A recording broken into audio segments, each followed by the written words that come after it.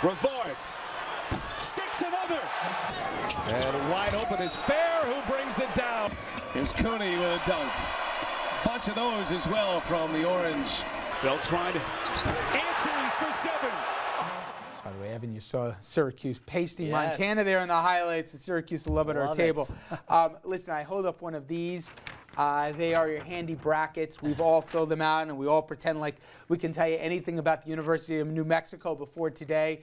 A buck if you know they're called the Lobos, and 2 if you can name one guy in their style. Anyway, doesn't matter. They lost already. The point is, it's a great time of year. But if you remember, Ed O'Bannon got a class action lawsuit with a bunch of other guys who played. And if you step back and think about it for a second, it makes a little bit of sense. We've all been wagering here with our little pools. You buy the jerseys, the networks are paying billions in dollars in rights for it and everything else. And these, for that one shining moment, these kids get a great thing, but also they don't see a penny of it.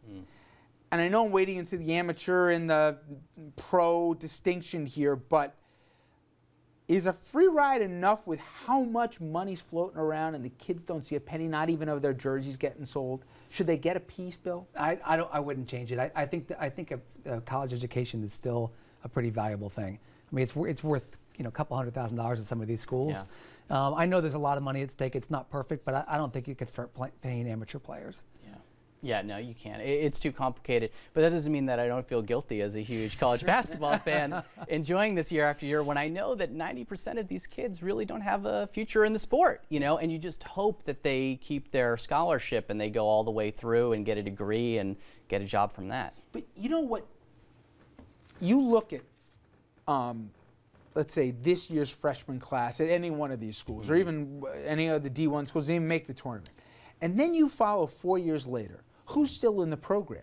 I think it surprised a lot of folks at home to know, Coach wants to revoke your scholarship, they'll pull your scholarship. Yeah. Coach can leave, go to any other school, and if you want to transfer, you got to find another school that'll take you, but more importantly, and give you a full ride, you got to wait a year and lose, basically a year in the transfer process.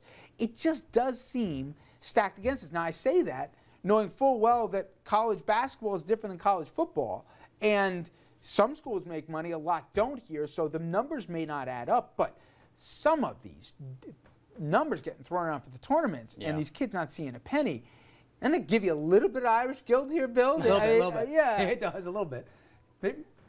Maybe a little commercial contract or something.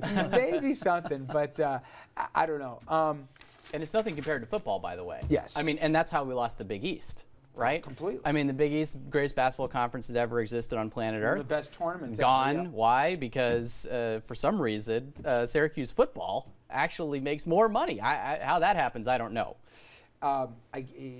Cronin, who's the coach of Cincinnati, who lost today, by the way, had a great quote, and I invite you folks to take a look at it. Yeah, you had him in your bracket, right?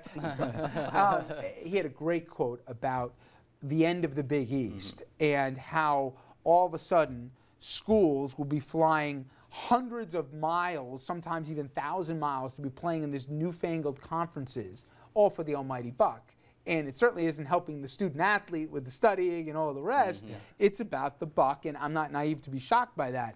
But anyway. My family's on Notre Dame, and they fly them all over the world now. They're not going to play Tokyo, they're playing Dublin. Year, are they? No, I don't think so. Oh, no. God. Not the ones from Chicago. Oh, you bet. All right. Covered all my bases there. All right, we take a quick break. When we come back, we are going to challenge our table here with some numbers here. What do you think more people have access to? A clean toilet or a cell phone? We'll have those questions as we go by the numbers after this.